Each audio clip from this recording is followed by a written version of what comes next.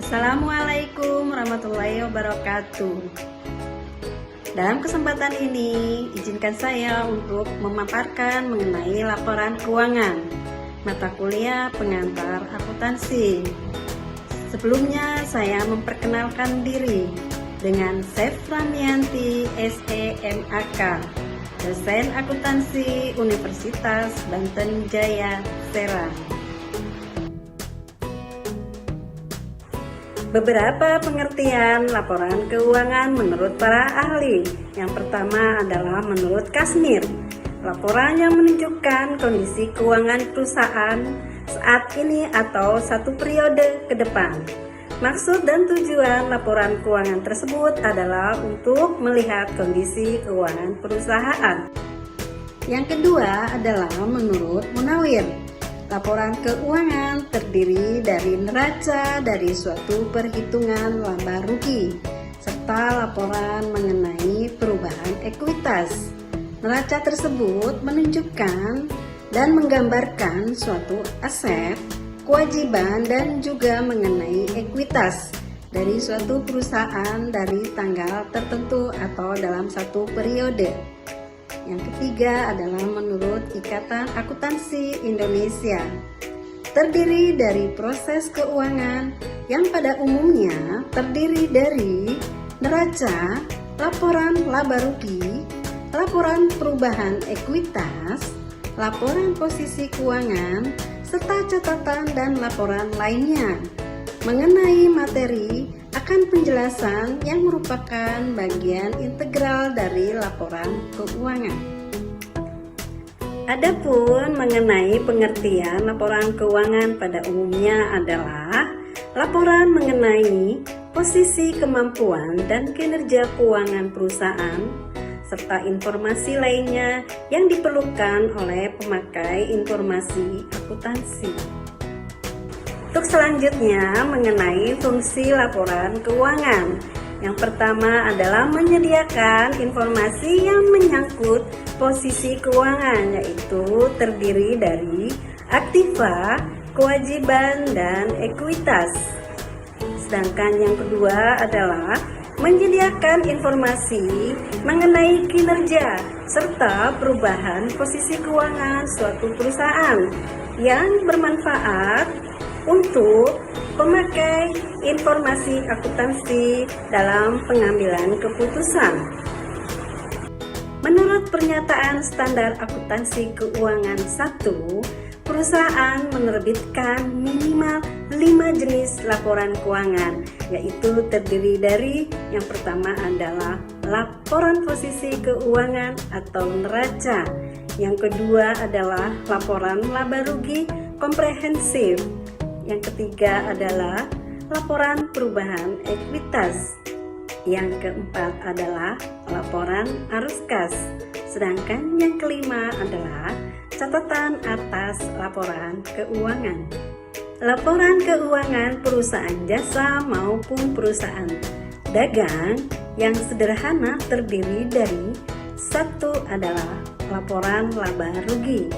Yang kedua adalah laporan perubahan ekuitas atau modal. Yang ketiga adalah neraca. Yang keempat, laporan perubahan arus kas. Yang kelima adalah laporan tambahan yang diperlukan. Selanjutnya adalah bentuk laporan laba rugi. Terdiri dari dua bentuk. Yang pertama adalah single step. Dalam bentuk ini, antara pendapatan atau beban usaha dan di luar usaha tidak dipisahkan atau dibedakan. Dalam contoh slide berikut adalah yang pertama adalah pendapatan jasa servis termasuk pendapatan dalam usaha. Di jumlah pendapatan bunga. Pendapatan bunga ini adalah pendapatan di luar usaha. Dijumlahkan menjadi jumlah pendapatan. Dikurangi oleh beban usaha. Yang pertama adalah beban gaji, beban penyusutan, beban asuransi, beban perlengkapan. 4 poin tersebut adalah beban usaha dalam usaha. Dijumlahkan dari beban bunga. Beban bunga ini adalah beban di luar usaha. dijumlahkan menjadi jumlah beban usaha. Dari jumlah pendapatan dikurangi dari jumlah beban usaha, menghasilkan laba bersih. Bentuk yang kedua adalah multiple step, yaitu antara pendapatan atau beban usaha dan di luar usaha dipisahkan atau dibedakan dalam pencatatannya.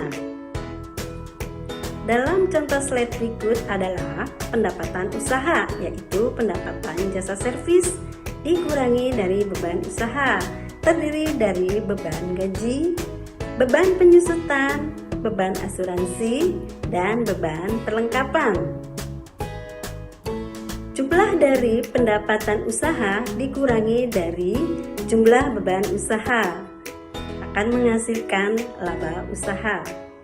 Yang selanjutnya adalah pendapatan di luar usaha, yaitu pendapatan bunga dikurangi dari beban di luar usaha, yaitu beban bunga.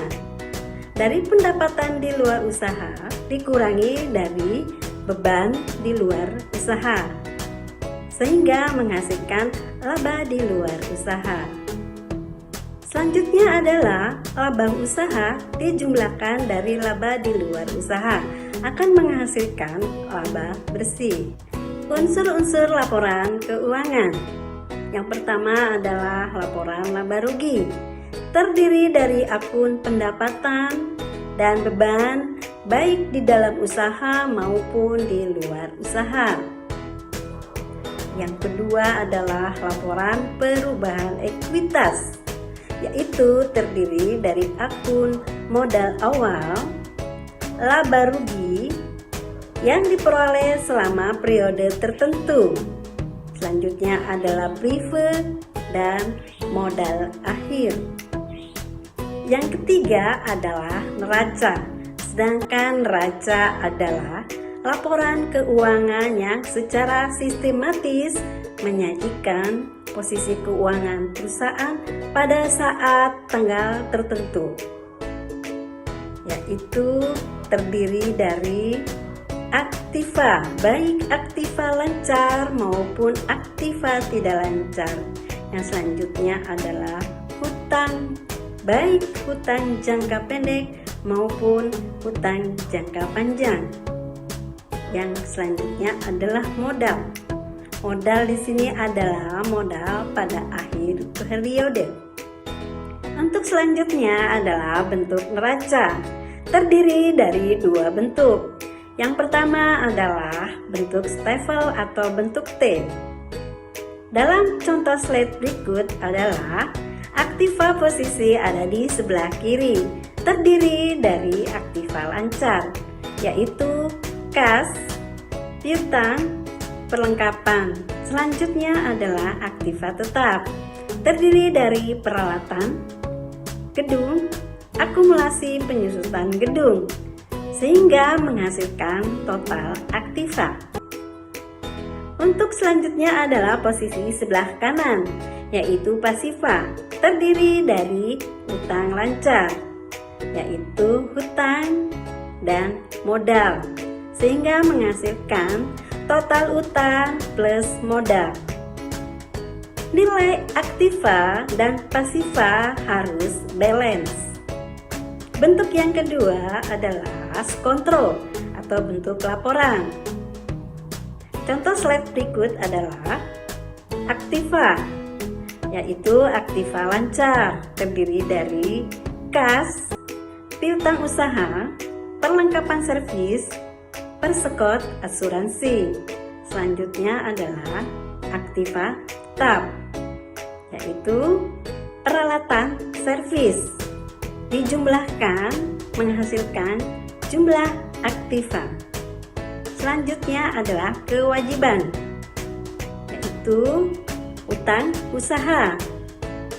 Selanjutnya utang gaji, sehingga menghasilkan jumlah kewajiban. Selanjutnya adalah modal, sehingga dijumlahkan menjadi jumlah kewajiban dan modal. Untuk jumlah aktiva tetap Nilainya harus balance dengan jumlah kewajiban dan modal. Untuk selanjutnya adalah aktiva lancar, meliputi kas dan sumber-sumber ekonomi lainnya yang dapat dikaitkan menjadi kas, dijual atau dipakai habis dalam rentang waktu atau 1 tahun sejak tanggal neraca atau 1 siklus kegiatan normal perusahaan. Aktiva tetap ada 2. Yang pertama adalah aktiva tetap berwujud, adalah sumber-sumber ekonomi yang memiliki wujud fisik. Contohnya seperti gedung, bangunan, dan tanah. Yang kedua adalah aktiva tetap tidak berwujud.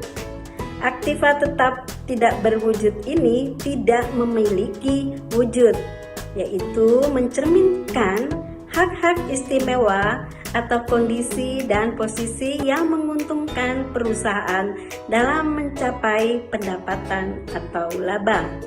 Contohnya adalah hak cipta dan hak paten.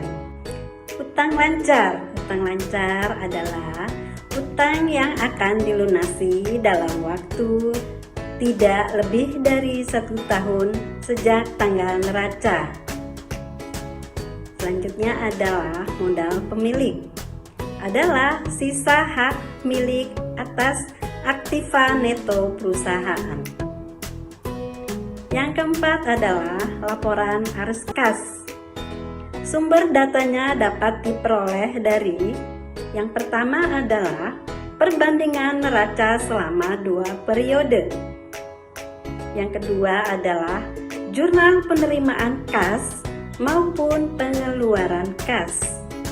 Yang ketiga adalah laporan keuangan. Untuk arti arus kas adalah salah satu bagian dari laporan keuangan. Arus kas menggambarkan tentang penggunaan kas pada 3 bagian aktivitas dari sebuah perusahaan yang berhubungan dengan masalah kas. Yang selanjutnya adalah laporan kas adalah laporan keuangan yang sumbernya dari penggunaan kas. Dalam bentuk laporan arus kas terdiri dari 3 bagian, yaitu yang pertama adalah kas dari aktivitas operasi. Yang kedua adalah kas dari aktivitas pendanaan. Yang ketiga adalah kas dari aktivitas investasi. Untuk penjelasannya adalah sebagai berikut. Kas dari aktivitas operasional. Pada bagian ini biasanya terdiri atas kegiatan utama perusahaan yang secara langsung yang mempengaruhi kas seperti penerimaan piutang, pembayaran utang, pembayaran gaji karyawan, dan sebagainya. Yang kedua adalah kas dari aktivitas investasi, yaitu untuk masalah kas dan aktivitas investasi yang berkaitan atas perolehan, penjualan aktiva tetap, dan pembelian aktiva tetap. Sedangkan yang ketiga adalah kas dari aktivitas pendanaan, yaitu masalah kas dari aktivitas pendanaan biasanya pada hal yang berkaitan dengan penambahan atau pengurangan modal. Slide berikut adalah contoh laporan arus kas. Yang pertama adalah arus kas dari aktivitas operasi, yaitu kas yang diterima dari pelanggan, dikurangi dari pembayaran kas dan pembayaran untuk kreditor, sehingga menghasilkan arus kas bersih dari kegiatan operasi. Yang kedua adalah arus kas dari kegiatan investasi, yaitu pembayaran kas untuk pembayaran tanah. Yang ketiga adalah arus kas dari kegiatan pendanaan, yaitu kas yang diterima dari investasi pemilik. dikurangi dengan prive. Sehingga harus kas bersih dari kegiatan pendanaan.